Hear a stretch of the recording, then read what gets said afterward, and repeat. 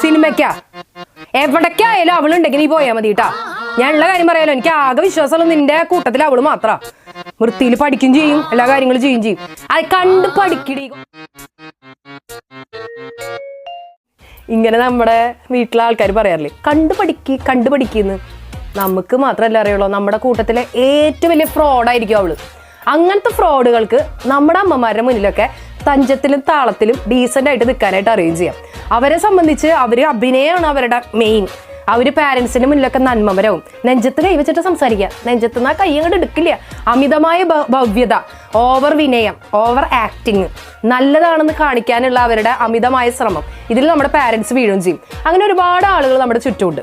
ഓവറായിട്ട് ആളുകളെ പ്ലീസ് ചെയ്യുന്ന ആളുകൾ, അവർക്ക് ശത്രുക്കൾ വളരെ കുറവായിരിക്കും. നമ്മൾ എപ്പോഴും ശ്രദ്ധിക്കേണ്ട ഒരു കാര്യമുണ്ട്, ഒരാൾക്ക് ചുറ്റുപാട് ശത്രുക്കൾ ഇല്ല എന്നുണ്ടെങ്കിൽ അയാൾ ആ നാട്ടിലെ